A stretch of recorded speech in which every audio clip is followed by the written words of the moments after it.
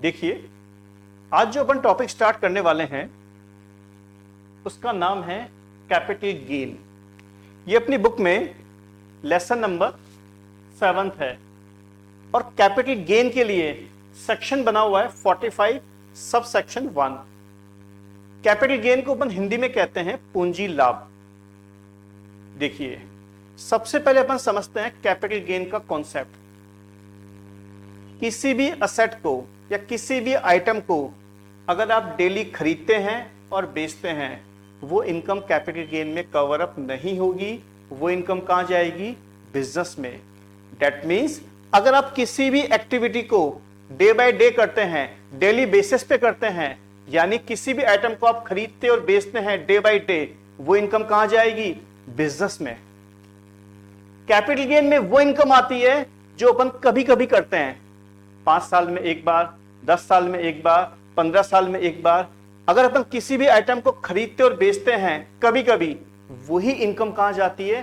Capital gain में, जिसको अपन हिंदी में कहते हैं पूंजी लाभ। आइए, हाँ, कैपिटल गेन किस पे जनरेट होता है? मेनली फिक्स असेट्स पे और असेट्स पर। कैपिटल गेन का फॉर्मूला क्या है? Sell minus purchase. मतलब सेलिंग प्राइस में से परचेजिंग प्राइस को लेस कर दो तो वो क्या आ जाता है? Capital gain. एक छोटा सा मैं आपके सामने एग्जांपल ले रहा हूं, उससे आपको काफी क्लियर होगा। चलिए,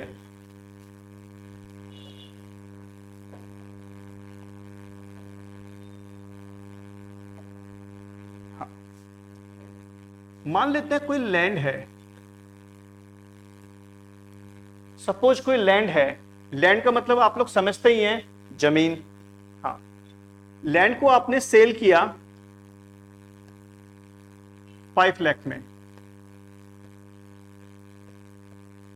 और इसकी जो परचेजिंग प्राइस है, दैट मीन्स कॉस्ट, वो है 3 लाख। यानी लैंड को आपने सेल किया था 5 लाख में और आपने परचेज कितने में किया था? पहले 3 लाख में। तो यहां अपन ध्यान से देखें तो 2 लाख रुपए की इनकम जनरेट हो रही है। इसी को बोला जाता है कैपिटल गेन। अब बेसिकली कैपिटल गेन का कॉन्सेप्ट तो आप समझ गए, सेल माइनस कॉस्ट। बट ये पहचानना पड़ता है अपने को, ये अपने को आइडेंटिफाई करना पड़ता है कि ये शॉर्ट टर्म कैपिटल गेन है या लॉन्ग टर्म कैपिटल गेन है। इस पूरे के पूरे चैप्टर में मेन कॉन्सेप्ट क्या है, ये अपने को पहचानना है कि ये जो प्रॉफिट हुआ है, ये शॉर्ट टर्म कैपिटल गेन है या लॉन्ग टर्म कैपिटल गेन है। देखिए, बीकॉम सेकेंड ईयर के हिसाब से 3 कॉन्सेप्ट आपको ध्यान रखना है। हाँ, कॉन्सेप्ट नंबर फर्स्ट, हाँ, अगर किसी भी असेट्स को खरीदने और बेचने के बीच में, किसी भी असेट्स को खरीदने और बेचने के बीच में टाइम गैप कितना हो? 3 साल से ज्यादा, तो वहां जो प्रॉफिट अर्न होगा उसको बोलेंगे अपन लॉन्ग टर्म कैपिटल गेन। और किसी भी असेट्स को खरीदने और बेचने के बीच में अगर टाइम गैप कितना हो? 3 साल से कम, तो उसको बोलेंगे अपन शॉर्ट टर्म कैपिटल गेन। देखिएगा कैसे।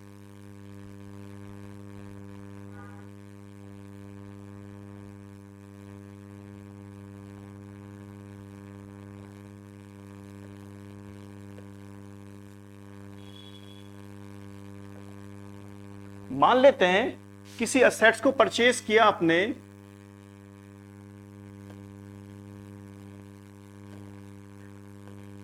2017 में।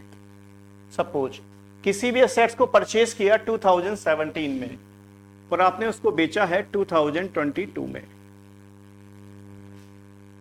2017 में परचेज किया है और 2022 में बेचा है, तो यहां पर खरीदने और बेचने के बीच में टाइम गैप कितना है? 3 साल से ज्यादा। तो यहां जो प्रॉफिट होगा उसको बोलेंगे अपन लॉन्ग टर्म कैपिटल गेन। हाँ,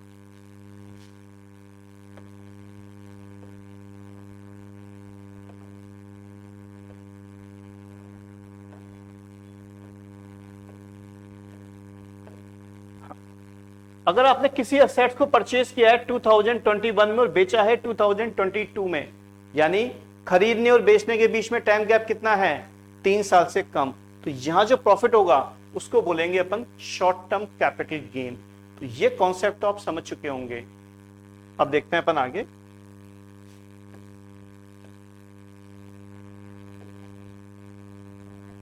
अगर क्वेश्चन में कहीं भी आपको दिखे return down value, return down value, तो वहां पर ऑलवेज क्या होगा, शॉर्ट टर्म कैपिटल गेन। वहां ये 3 साल का रूल एप्लीकेबल नहीं होगा। यानी ऐसी कोई भी असेट्स जिस पे डेप्रिसिएशन लगता है उस पे हमेशा क्या होगा, शॉर्ट टर्म कैपिटल गेन।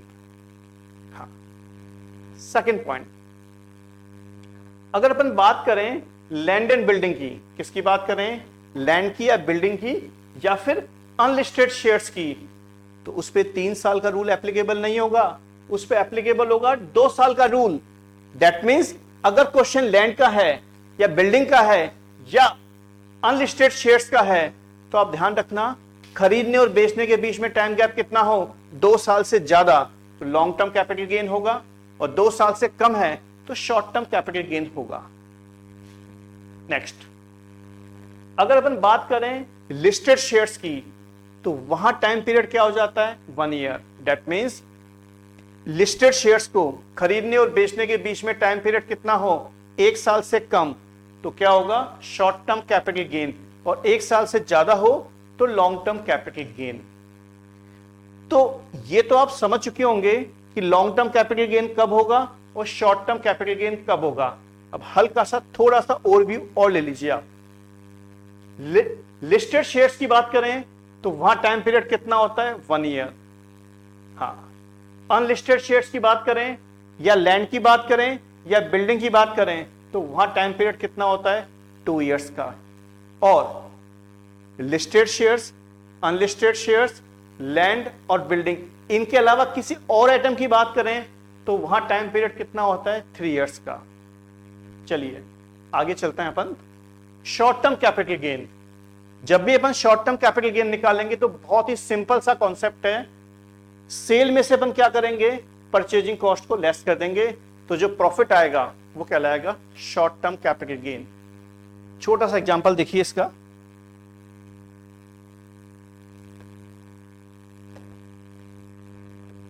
ये मैंने आइटम लिया बिल्डिंग,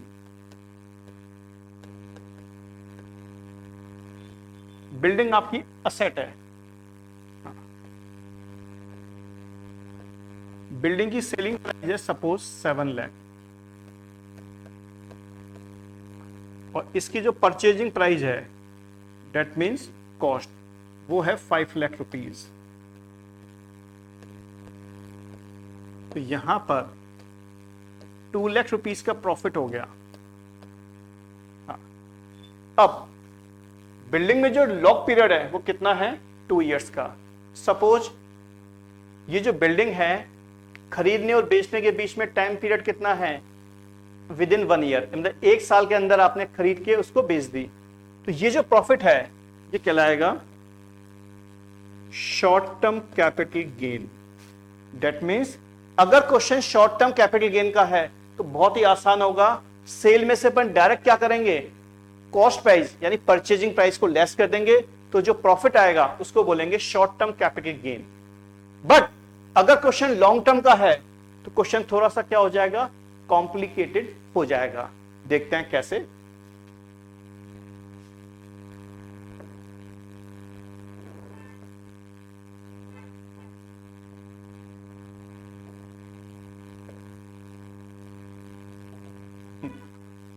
सपोज ये जो बिल्डिंग है इसको खरीदने और बेचने के बीच में टाइम पीरियड कितना है, मान लेते हैं 5 साल का।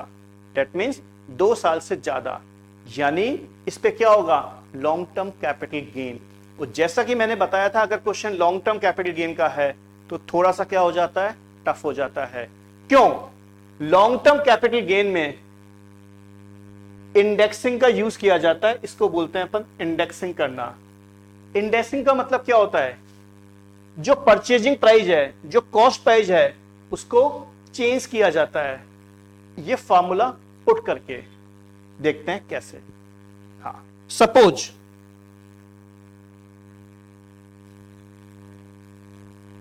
हाँ 2 लाख रुपीज में आपने लैंड को परचेज किया था, लैंड को आपने परचेज किया था 2 लाख रुपए में। कब परचेज किया था? 5 साल पहले। ये कॉस्ट है, इस कॉस्ट को मल्टीप्लाई करेंगे 317 से, ये फिक्स है। 317 क्या है? इंडेक्स ऑफ करंट ईयर, मतलब इस साल का इंडेक्स कितना है? 317। यानी जब भी लॉन्ग टर्म कैपिटल गेन होगा, यानी जब भी लॉन्ग टर्म कैपिटल गेन होगा तो कॉस्ट को हमेशा 317 से ही मल्टीप्लाई करना पड़ेगा। ये रूल है, ये बात ध्यान रखनी है अपने को। फॉर्मूला भी यही है, cost of assets into 317 divided by index of purchasing year. यानी आपने इसको परचेज किया था 5 साल पहले, तो जो 5 साल पहले का जो इंडेक्स है वो क्वेश्चन में गिवन होगा, 100% क्वेश्चन में गिवन होगा। सपोज 5 साल पहले का इंडेक्स कितना है? 200। हाँ, तो डेट मीन्स इसकी जो कॉस्ट है वो कहलाएगी 3,17,000। हाँ, और यहां अपन लेस करेंगे 3,17,000। ये जो प्रॉफिट निकल के आएगा उसको बोला जाएगा लॉन्ग टर्म कैपिटल गेन, जितना भी आएगा।